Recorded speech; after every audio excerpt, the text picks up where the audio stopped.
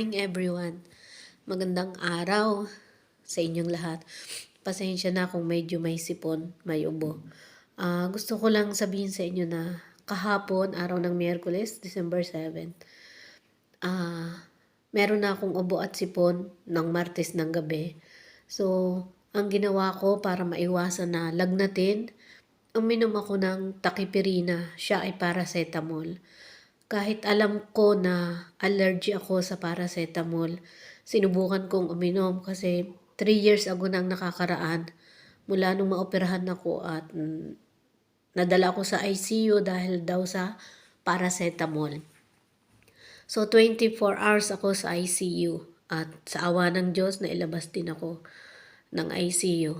At kahapon nga, nung Martes ng gabi, uminom na ako ng gamot. Kaputol lang ng takipirina. Tapos nung gabi, na 11:30 ng gabi, uminom ulit ako ng kaputol. Tapos nung umaga ng Miyerkules, uminom ako ng isa. So ang problema ay ganito, nung nandito na ako sa trabaho ko, nanginginig at nangangatal na yung katawan ko. Hindi ko alam kung bakit. At nanlalamig ang buo kong katawan. So, nagtrabaho pa rin ako kahit ganun ang pakiramdam ko. Hindi ko siya sinasabi sa employer ko dahil ang nandito lang ay dalawa, yung yung amo ko lalaki at yung babae, anak.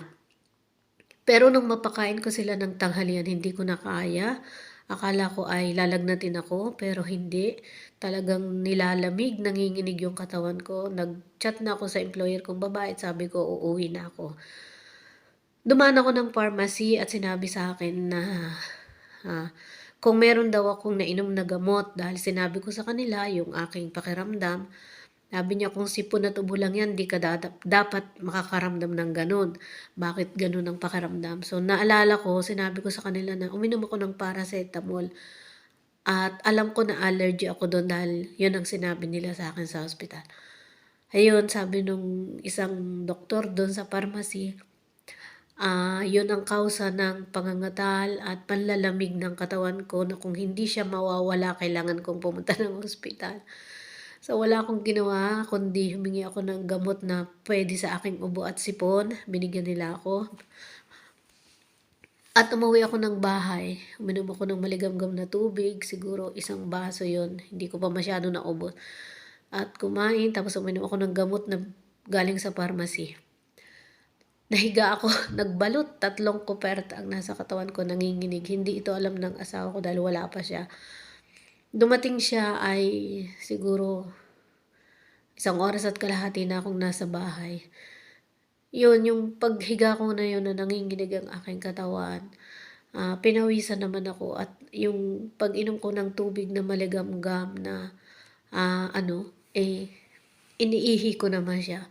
Pero talagang sinasabi ko sa inyo, ang pangangatal ng katawan at panginginig hindi ko maipaliwanag kung paano parang may namalaria.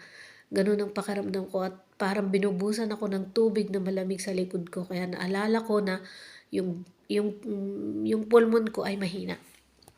So ayun, ngayon po ay may sipon ako. Nandito naman ako sa trabaho ko at hanggang ngayon ay may sipon pa rin. Pero okay na yung pakiramdam, hindi nanginginig, hindi nangangatal, problema lang ay sipon. Yun lang po, ingat tayo sa pag-inom ng gamot, lalo na kung allergy tayo sa gamot na ating iinumin.